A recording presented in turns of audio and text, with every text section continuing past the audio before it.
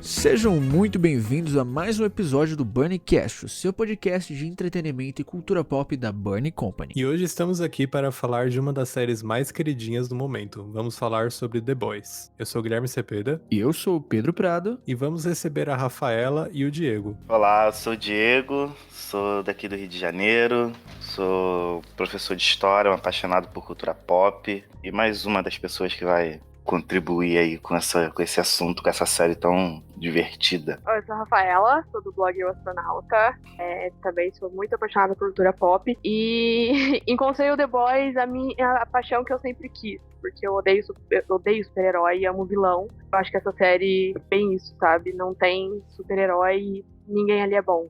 Após se tornar uma das séries mais assistidas da Amazon Prime, The Boys retorna para o seu segundo ano, já garantindo o terceiro. E de acordo com o que foi anunciado pelos produtores Seth Rogen e Evan Goldenberg, que apareceram de surpresa na live com o elenco principal durante a San Diego Comic Con. Entretanto, devido à pandemia que ainda segue afetando o mundo e por consequência, o mundo das séries e filmes, as gravações não possuem uma data para começar. Pois é, e o segundo ano da série já acabou retornando aí com um certo fardo, né, nas costas. Ela tinha que retomar, manter e dar seguimento a todos os delírios que a gente viu na primeira temporada, né, nesse universo caótico de The Boys, que encontrou um jeito de, por meio ali de críticas ácidas, questionar o papel que os supers desempenham na cultura pop, e faz muito sentido com o que a gente vive hoje na cultura. E, bom, como a Rafaela já falou aí, que ela encontrou a paixão da vida dela em The Boys, mas como que vocês enxergam aí esse impacto de The Boys? Eu acho que The Boys é bem a realidade, é o que, se realmente fosse acontecer, se a gente pensasse, se for acontecer na realidade, um composto V, alguma coisa do tipo, ter super-heróis na nossa realidade, eu acho que não seria diferente disso, sabe? Hoje em dia a gente vê poucas pessoas boas e realmente dispostas a ajudar. O Capitão Pátria, ele resume muitas figuras importantes do dia de hoje, né? Então, eu fui vendo, tanto que essa segunda temporada traz muitas críticas sociais, e eu fui assimilando as coisas e falando, cara, é genial essa série. Todo mundo precisa assistir essa série alguma vez na vida. Presta atenção, isso é encrenca da braba. Somos os caras mais procurados do país. Pegamos um super terrorista. E eles têm novos super-heróis. Oi, eu sou a Tempesta. Quem? A garota nova. Maravilha. Bom, e partindo de onde a primeira temporada encerrou, né, a corporação VOT está tentando se reerguer após os incidentes que resultaram na morte da vice-diretora Madeleine Sitwell, que tinha um tipo de relação um pouco maternal e romântica e bem estranha com o Homelander, que inclusive, né, nos relembra desses momentos bizarros com a participação de outro super metamorfo chamado Doppelganger. Enquanto isso, os rapazes estão vivendo ainda mais na clandestinidade, sendo procurados por associação a Billy Butcher, e agora desaparecido após reencontrar sua esposa e seu filho, fruto de um abuso do líder do set. O primeiro episódio apresenta uma determinada passagem de tempo, já com o Sr. Edgar, que é o Giancarlo Esposito. Eu sou suspeito pra falar do Giancarlo Esposito porque eu sou fã de Breaking Bad, né? E o poder de atuação que esse cara tem de ser intimidador com pouco ficou claro ali agora em The Boys de novo, sabe? Ele não precisa de muito, ele é muito discreto, ele não é muito expressivo, ele não é muito de gesticular, mas ele tem uma imposição na atuação dele que e isso é o tipo de coisa que o Homelander precisava ter como um contraponto, sabe? Alguém que demonstre ser uma ameaça, ainda que não tenha os poderes que ele tem. Foi um dos melhores diálogos, assim, do primeiro episódio. Ele naquela plenitude, encostado lá na mesinha dele, explicando quem era o Frederick Vought, que vai ser... Aquele diálogo vai ser importante pra série inteira, né? Depois que todo mundo assistir, vai pegar isso. E o Homelander, a cara que o Anthony Starr faz, as caras e bocas que ele faz, o que eu tô fazendo aqui mesmo? Me tiraram, vim com tudo e tô indo embora sem nada. O Homelander, ele tem uma noção muito básica ainda de muita coisa. Por mais que ele seja o líder do set e o principal herói ali. Você vê que ele tem um conhecimento bem básico sobre a própria VOT. E ele tem um conhecimento básico também sobre como se influenciar, né? Ele é quase meio que uma velha política aí, né? Em questão de de se representar e tudo mais. É um cara que não se adaptou. E aí a gente vai ter um contraponto, né? Ainda nessa série que já começa a se estabelecer aqui no 4º episódio, mas no futuro a gente vai ver isso um pouco melhor. E essa missão, né, que o Edgar comanda pra acabar com os superterroristas é desempenhada pelo próprio Black Noir, né, que com momentos muito óbvios assim que remetem à missão fatídica, né, que aconteceu na vida real, que resultou na morte do Osama Bin Laden, que ele lembro que foi um grande buzz na época porque era o cara perseguido aí, o inimigo número 1 dos Estados Unidos. Isso rolou durante o governo Obama, que é importante ressaltar. E essa sequência de ação ela é composta assim por uma violência descabida, né? Porque a gente foca bastante, né? Que acaba focando nessa discrepância do nível de poder entre humanos, que são humanos, independente de qualquer coisa, e supers, né? Porque o Black Noir ele tem uma força tremenda que, por mais que a gente não tenha visto tanto dele, ele é um dos mais poderosos do set. E aí a cena acaba abraçando um gore, assim, que acaba relembrando um dos elementos visuais assim mais marcantes da série, que é justamente aquela violência descabida e aquele exagero que mostra nessa dualidade entre o fraco e o forte. E é bem óbvio isso, né? É uma tirada da série que você vê todo o lance de filmagem e existe um contraponto também entre o momento de ação e o momento usual ali pra Vought e pro Edgar, né? Que mostra que empresas desse nível, né, esse nível de influência tanto no mercado quanto na sociedade, estão se lixando pro desmanche que eles estão fazendo no Oriente ou em qualquer outro país, né? É mais uma segunda-feira para eles, que eles estão recebendo o almoço deles e comandando uma missão de execução.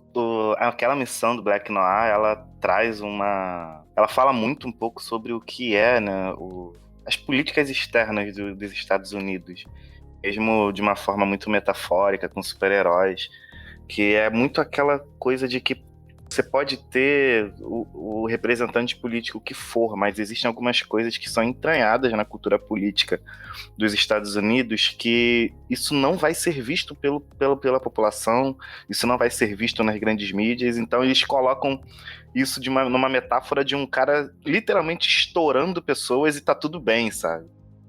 E toda essa treta, né, causada pelo Homelander não para por aí. Com a chegada da heroína, entre muitas aspas, Stormfront, também contribui pra isso, né, que ela não passa pela aprovação do Homelander e acaba entrando na equipe de qualquer forma. Ela é um pouco diferente dos outros, né, ela traz um pouco dos ares de mudança pra Vought, e o departamento de relações públicas da Vought quer construir toda uma narrativa em cima de empoderamento feminino, das garotas podem mais e algo do tipo, mas ela vai um pouco contra isso, né, porque ela tem todo o jeito Ela dela. representa muito também aquela ideia de que uma mulher foi morta, uma mulher muito importante, muito representativa na empresa, então era muito necessário e natural que surgisse uma figura feminina um pouco mais presença, mais crítica, mais forte, que trouxesse uma nova forma de enxergar o papel da mulher ali na Vought. Então ela, diferente, né, por exemplo, da Starlight, ela tem um posicionamento muito mais enfático, que inclusive tem umas complexidades que a gente vai falar mais à frente, mas eu acho que é muito um movimento natural, sabe? Tipo, pô, a Madeline morreu, sabe? Ela foi assassinada de uma forma bizarra e a gente precisa que tenha uma nova visão aqui, sabe? As mulheres precisam se sentir melhor representadas aqui, então é muito natural que surja uma figura como ela, né? Que inclusive tem até carta branca para poder criticar a própria empresa que ela representa. Pois é, e aí vai também do que ela mesma quer, né? É um movimento que a gente já conhece. É uma pessoa que faz parte daquele grupo, ela critica a VOT fazendo parte da VOT e se diz como algo novo, né? Algo novo. Ela traz áreas de mudança e tudo mais, quando na real ela é o poço do churume, tá ligado? Então a gente já viu isso, a gente vê isso, então é a tática, né, atual, é uma tática muito atual, na verdade, por mais que seja um golpe velho, um golpe clássico, digamos assim, porém adaptado, né, às redes. Ela traz uma voz, assim, que de pura manipulação, né? Se vocês pegarem um exemplo brasileiro recente aí daquela Sarah Winter, tipo, fosse comparar, eu acho que é o mais próximo que a gente tem, assim. Rapaz, É tão bizarro, gostei tipo, da a proximidade, analogia. assim. É tempesta. Não, mas é muito igual, é sério. Inverno, tá aí, ó, tempesta. Rapaz, tem olha peça. só.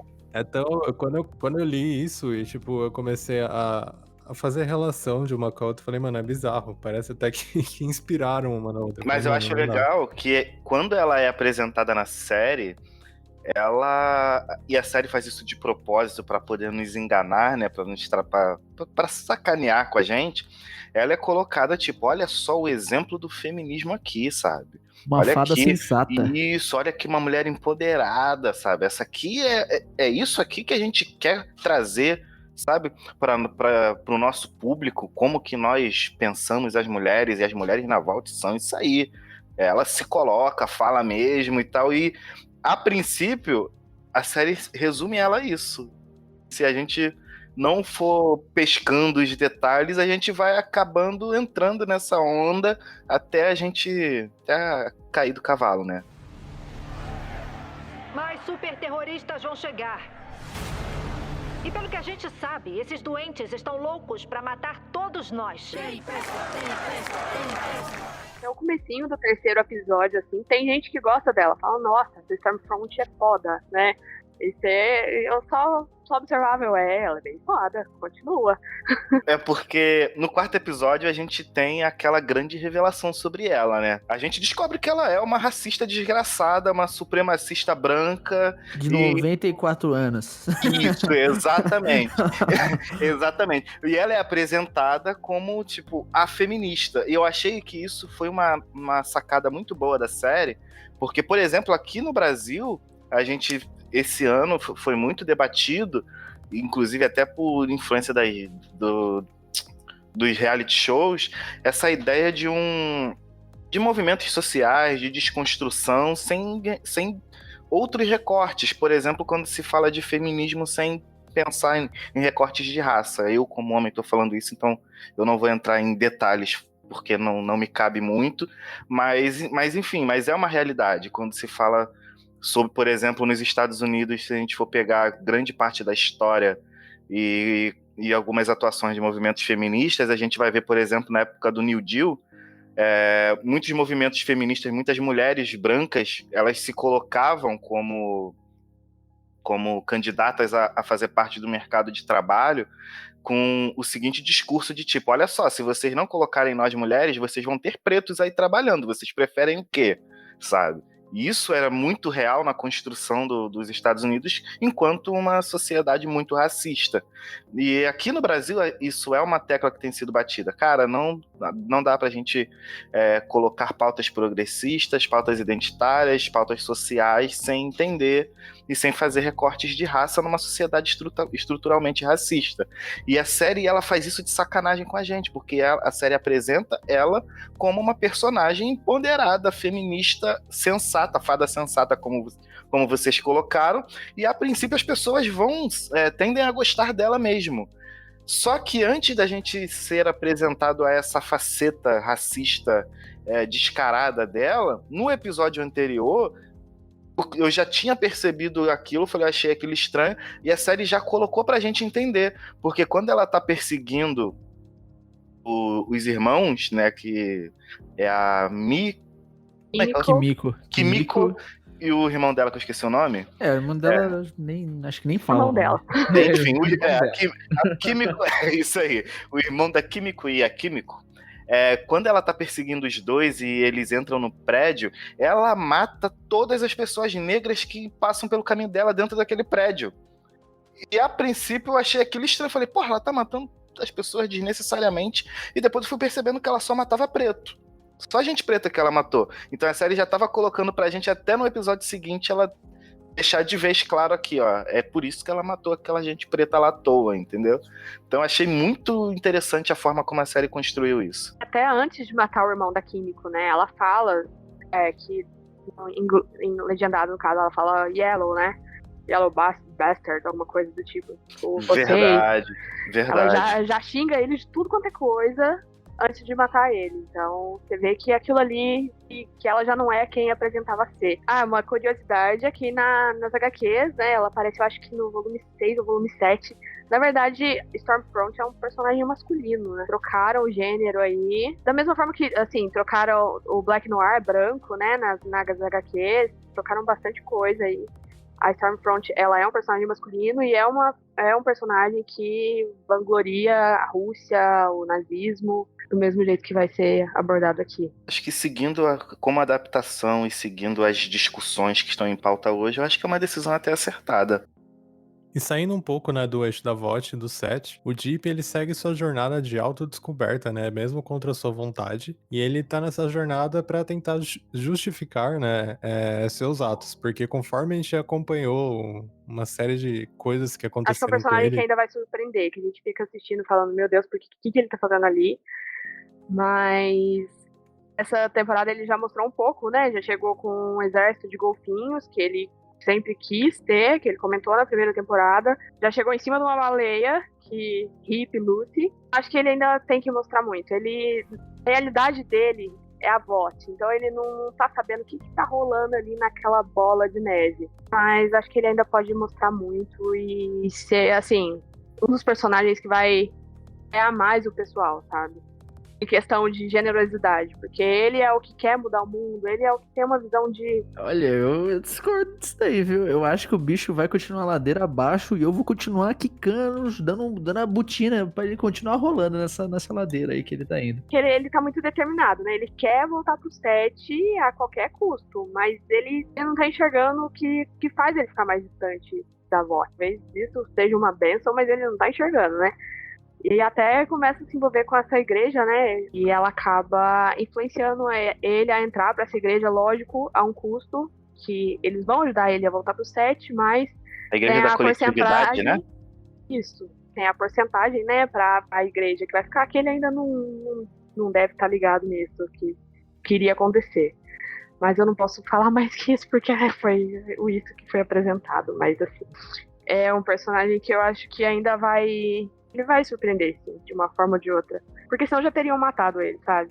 Como a série ela gosta de trapacear, né, de mexer com nossos sentimentos, eles sabem que a gente odeia o Homelander, que ele é uma pessoa ridiculamente escrota e nojenta, sabe?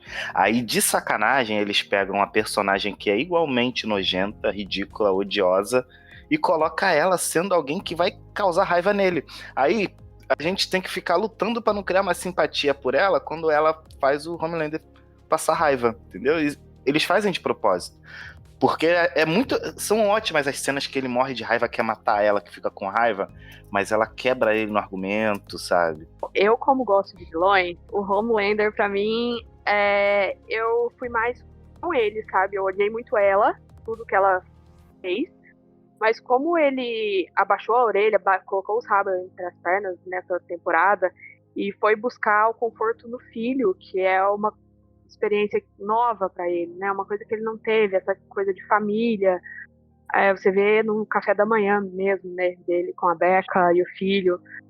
Então, assim, ele não sabe como lidar com a situação, mas ele tenta e é fofo ver ele tentar ser pai, mesmo que depois ele faz coisa estranha, tipo, joga o menino do telhado, uma coisa assim, não dá.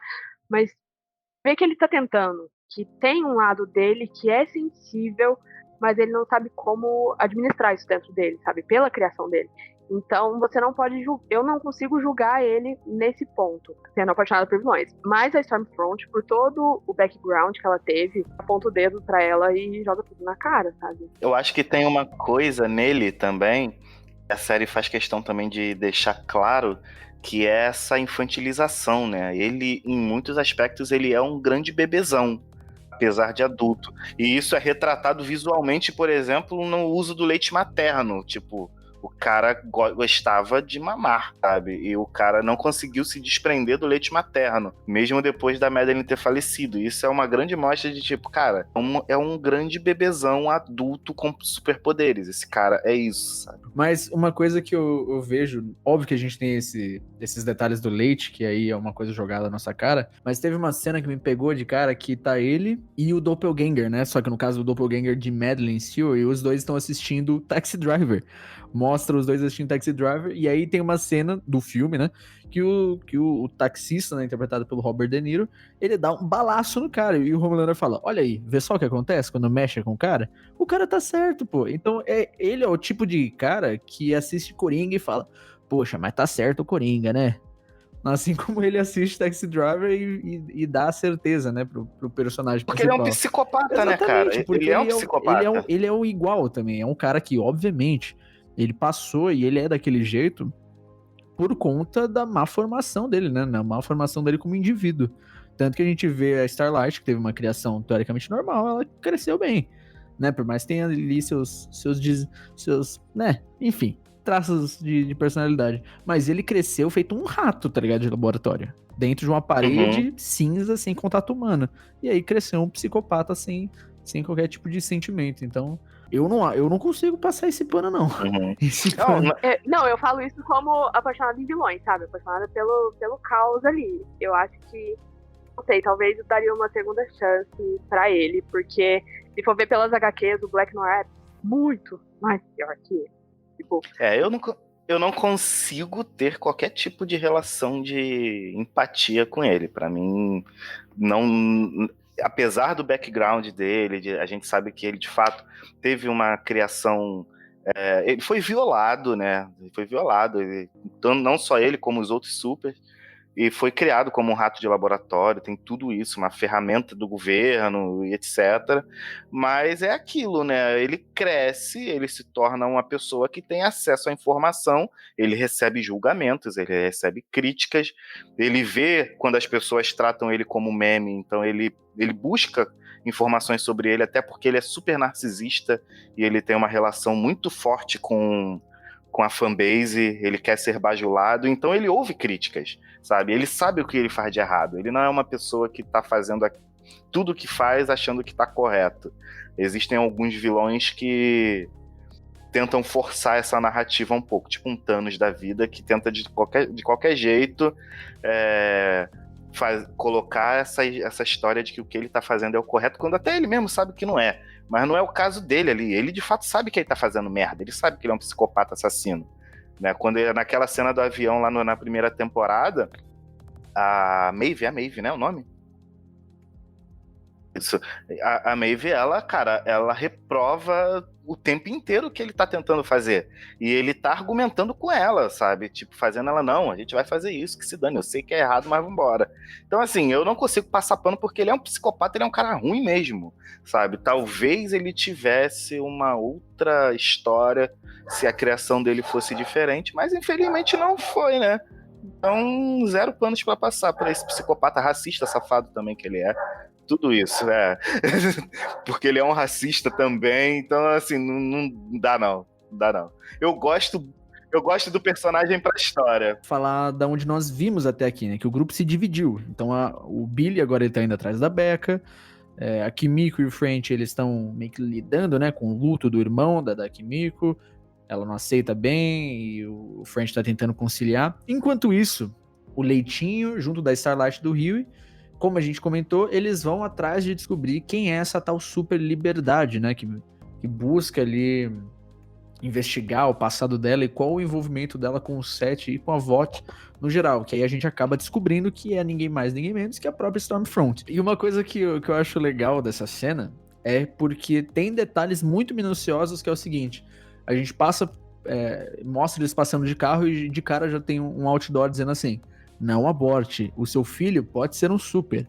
E assim como eles passam também na estrada e tem uma imagem, né, uma arte do Homelander com a capa dele, só que ao invés da bandeira americana, é a bandeira dos confederados, né, que é usada pelos movimentos terroristas, né, entre aspas, supremacistas brancos, que de supremacistas não tem nada, são terroristas, a gente pode afirmar isso, pelo que eles fazem.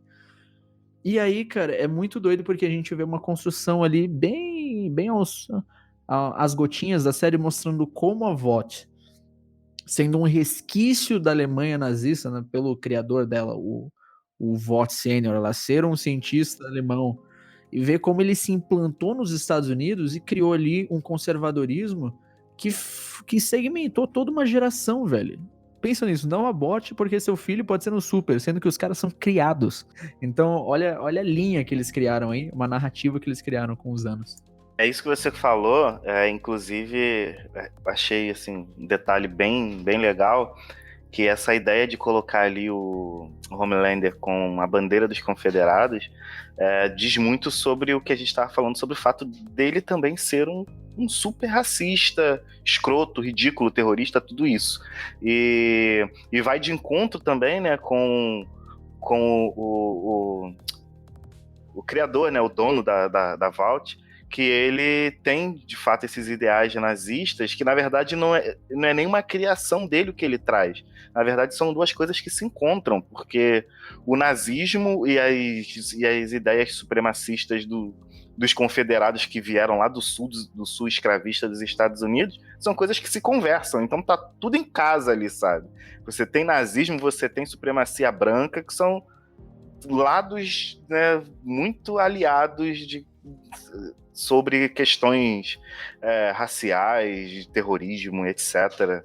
Então, eu acho que são detalhes assim que a série pega, que são críticas muito, muito boas. E ainda traz essa ideia do aborto, que tá ali lado a lado com esse super conservadorismo, que tá lá junto também, que muito se conversa com essa supremacia branca que foi criada nos Estados Unidos desde a época da escravidão. Então, assim, são esses detalhes assim que eu acho que enriquecem muito a narrativa. E uma coisa que rola também, nessa temporada diferente da primeira, a gente começa a entender um pouco melhor os próprios rapazes, né? A gente começa a entender um pouco melhor por que o French tá nessa empreitada. A gente já sabia do Billy Butcher, né? A gente sabia que ele tava lá por causa da Becca e tudo mais. Mas por que o Leitinho tava envolvido nisso? Né? Por que o French tava envolvido nisso? O Rio também a gente já sabia. Então é legal que eles estão até explorando, de certa forma, o motivo deles terem se reunido. Até por conta do presente dele, né? Dele ter uma família, dele ter uma filha. E é um cuidado que ele mesmo quer ter, né? Ele não quer que a filha dele acabe assumindo o mesmo fardo que ele decidiu assumir, mas que não foi uma decisão, né? Meio que, cara, o cara faz isso com a sua família, com o seu pai. O que você vai fazer? Sabe? E eu acho que é muito bom salientar. A série também deixa claro que eles não são heróis. Não tem herói nessa situação. Os rapazes também não são bons. Obviamente, eles estão muito mais bem intencionados, porque eles querem derrubar todo esse laço de corrupção e maldade que a VOT estabeleceu.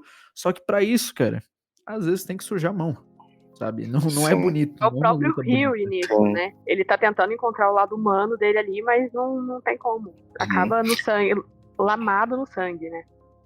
Eles tentam, né? Acho que não é nem tanto culpa deles. Tipo, tem uma parcela de culpa ali, né? Mas por ato dos outros, né, eles acabam tomando por tabela Então, também. é justamente isso. E eu acho que isso é um ponto que eu, pelo menos, me questiono muito, porque eu penso o seguinte: se os rapazes, e eu vou chamar rapazes, eles fazem o que fazem na boa intenção, mas pessoas acabam morrendo, qual a diferença deles de super-heróis que usam os poderes e acabam matando gente? Tem um outro detalhe também, que é o fato de que eles estão fazendo aquilo, mas eles não estão fazendo aquilo pensando no bem da sociedade. Todo mundo ali tem um motivo totalmente pessoal para aquilo. O Leitinho ele tem a questão da motivação do pai dele, que você entende, lógico que se entende. O próprio Rio, ele tem a questão, tipo, ele entrou nessa por vingança, né, pela namorada dele. O Butch, ele tem a questão da esposa e tal. Então, assim, tá todo mundo ali enfiado por motivações pessoais. Uma coisa legal de falar é que, assim, nas HQs, os rapazes, eles não são tão aprofundados na história. E tanto o Leitinho, nas HQs, ele tem uma filha adolescente, a mãe abandonou ele, e a filha é totalmente, assim, quieto, sabe? Quer tudo, quer farra, anda com o pessoal da Zé Droguinha. Então, assim, o background que deram pra eles, muito legal na série. Tanto pro French quanto pro Huey, que também tá bem diferente. E o Leitinho, eu acho que esses três, e a Químico também, né? Amarra bastante. Deu pra ver que eles tiveram um cuidado maior em desenvolver personagens. Pois é porque se você for pegar também o quadrinho com a série, eu acho que é muito complicado, porque quando o Garfienes fez o quadrinho, quem ia ler aquele quadrinho conhecia o Garfienes e conhecia o estilo dele. Assim, é trashzeira total, tá ligado? É terrível, é terrível. Se você for ler o quadrinho esperando algo próximo da série, você vai se frustrar muito. Mas, obviamente, quando eles foram adaptar isso pra uma série e pra ser um produto original da Amazon, um dos maiores streams aí em ascensão e tudo mais, Obviamente, eles iam ter que adaptar de uma forma muito mais palatável, né? Uma forma mais desenvolvida, com pingos nos is e tudo mais. E aí no quadrinho você não encontra isso. Tem cada cena bizarra no quadrinho que dá desgosto. Dá desgosto e eu agradeço a existência da série. Acho que é uma das únicas críticas assim que eu colocaria na série. Primeiro, as cenas de ação, eu acho que eles não exploram nem a magnitude dos supers, diferentemente de quando é, por exemplo, Black Noir contra humanos. Eles sabem resolver bem que é simplesmente o Black Noir varrendo, né, os humanos. Mas quando é super contra super, eu acho que eles ainda têm um problema, não sei se orçamentário, ou se às vezes até o cacife de quem tá dirigindo, sabe? De não ter experiência de dirigir uma cena assim. Porque as cenas são bem fraquinhas, né?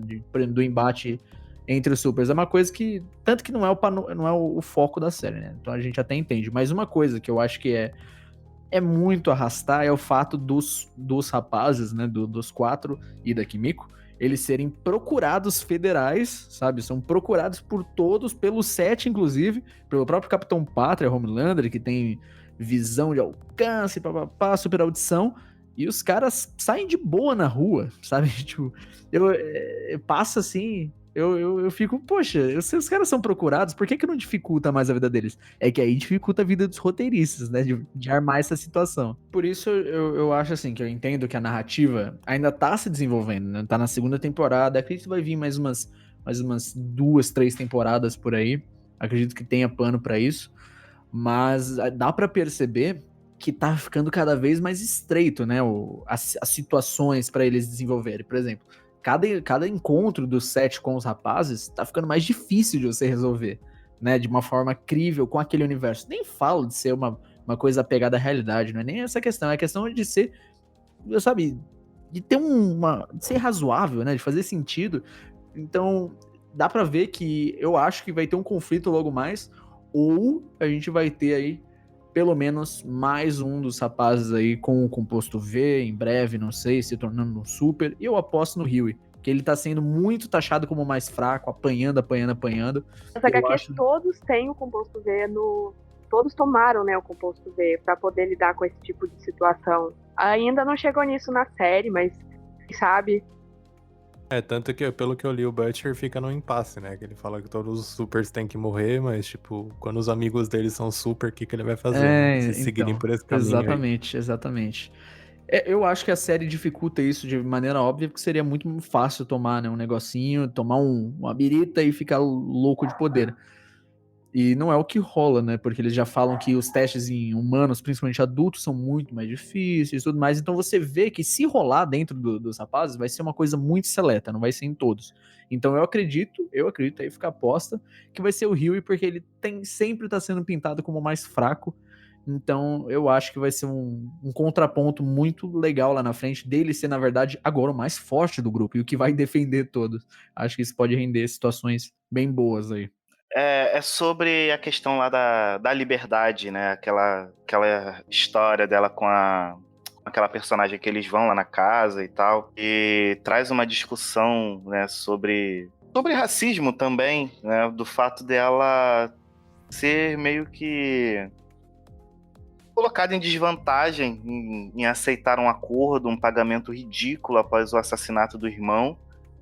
E ela não ter muito como recorrer, que isso também é uma crítica a uma coisa que é muito real nos Estados Unidos, em várias frentes. Como, por exemplo, questões de encarceramento, que muitas pessoas negras, cara, grande parte dos negros que são carcerários hoje nos Estados Unidos nunca foram nem julgados. E muitos são incentivados a confessar um crime que às vezes nem cometeu, porque confessando há uma possibilidade de diminuição de uma pena, porque não há julgamento, a pessoa fica lá guardada, não sabe quando vai sair, e há sempre esse incentivo. E também, junto a isso, existem, cara, por exemplo, nas comunidades negras nos Estados Unidos, existem bancos de empréstimo para fianças, para pessoas pobres e pretas financiarem, pagarem parcelado e fazerem dívidas para poder pagar fiança dos filhos que estão presos. E isso é, mais uma vez, o Estado se colocando, ou grandes empresas se colocando como grandes barreiras na vida dessas pessoas. E ali na série ela traz essa discussão quando a gente vê um cara que ele é assassinado pela Tempesta, que nome feio, né? Pela Stormfront. Ele é assassinado por ela e ela vê, né, o irmão sendo assassinado, ela ainda uma criança, e ela é silenciada e ela tem apenas uma indenização ridícula, sabe? Bizarra, para ela poder ficar calada. E isso é assim, uma das outras coisas que a série mostrou, que eu achei que foi muito bem colocado também. Tanto que quando eles vão, né, na casa dela, o Rio tenta chegar e abrir um diálogo, e ele pessimamente, sem feeling algum, tenta falar, e ela fecha a porta na cara deles, e aí o Leitinho que se coloca, cara, peraí, deixa que, tipo, a gente se entende, sabe? E o Leitinho vai lá, bate na porta, troca uma ideia com ela e o diálogo acontece, sabe? Eu acho que foi bem construído essas narrativas na série também. Oi, aqui é o Thiago Valente, booktalker e um dos autores da nova antologia da editora Burn Books. Desculpa atrapalhar o podcast, mas é que eu tenho um recado importante para vocês. As razões podem ser bem diferentes, porém muito mais gente do que se imagina já pensou em suicídio. Em muitos casos, é possível evitar que pensamentos suicidas se tornem realidade. Pensando nisso, a editora Burn Books preparou a antologia Você Não Está Sozinho, que traz contos com 11 psicólogos e 5 autores. São histórias focadas no Setembro Amarelo, que é uma campanha de conscientização sobre saúde mental e prevenção ao suicídio. Esses temas ainda são tabus e por isso mesmo precisamos falar sobre eles. A pré-venda já está disponível na Amazon e o livro será lançado no dia 25 de setembro.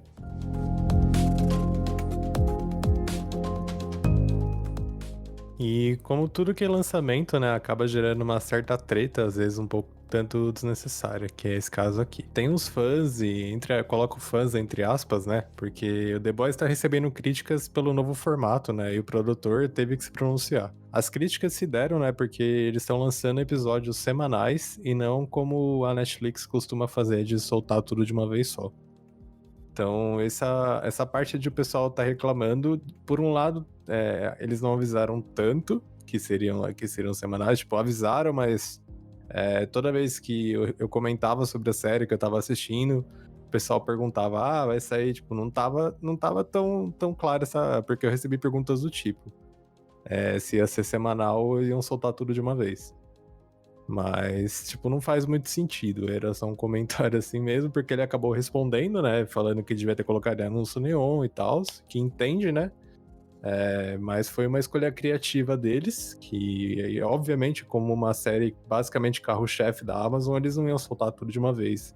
Porque lançando um episódio por semana, você tem todo um buzz gerado em cima, né? Uma espera, um comentário, você solta tudo de uma vez, as pessoas maratonam, sei lá, em 2, 3 dias. E não vai ter sempre o mesmo retorno toda semana, né? Que é o que eles querem. Como aconteceu com Game of Thrones e afins aí, que tem um episódio por semana. Tinha, né, na realidade.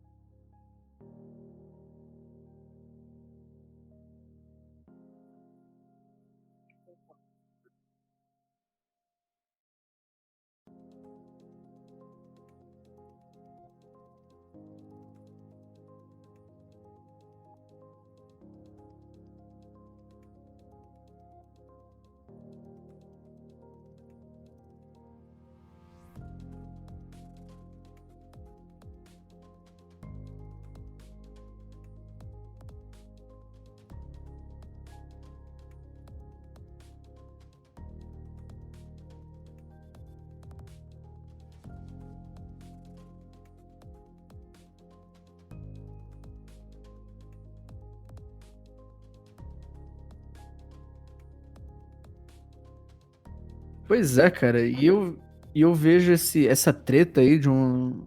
É mais um atestado, um diagnóstico, eu diria, dessa cultura que empresas como a Netflix acabam causando, sabe? Legal, é legal a gente ter alguns produtos que a gente tem ali acesso on demand, né? Que vive se falando aí, que a gente pode consumir a hora que a gente quiser. Só que eu acho que isso acaba gerando também, de uma certa forma, uma ânsia por consumir, cara, que é descabido. Parece que o sujeito não aguenta mais esperar, porque, de fato, gente, é isso que as redes sociais e os streamings estão proporcionando, gente. É tudo dado à nossa mão a hora que a gente quer, no momento que a gente quer. E quando o consumidor agora recebe uma palminha na frente falando, opa, amigão, segura aí um pouquinho, o cara fica louco, porque a gente tá acostumando não só pessoas, mas fãs, consumidores, que eles podem ter tudo na hora que eles querem. E a vida não é assim. Pessoas que trabalham com entretenimento não funcionam assim, não é pastel, né? Ninguém grava aí um negócio em uma semana e tá lá, bonito. Então eu acho muito complicado isso, porque, de certa forma, é um modelo que se vendeu e fez sua fama aí por conta da Netflix, mas é um mal que vai começar a nos assolar e é importante que as empresas, não vou aqui passar pano para a Amazon também, porque eu tô para lá de passar pano para a empresa, mas é necessário ser feito também, né? Porque é necessário a gente ir um pouco na contramão dessa ideia de consumir de forma desenfreada, que nem tá sendo feito. Só para deixar claro aqui para vocês, esse não é o episódio final do Burningcast sobre The Boys, ainda vai ter a parte 2, porque a gente só comentou até metade da temporada, porque é o que nós temos até então, mas quando né, chegarmos ao final dessa temporada, a gente vai voltar aqui para ver se as nossas previsões, né, e os nossos palpites estavam corretos. E, cara, só poderia dizer que o resto da temporada vai ser de explodir a cabeça. Pode gravar minhas palavras e a gente volta a discutir aqui no final. Então nos vemos no próximo episódio, no episódio 2 sobre The Boys.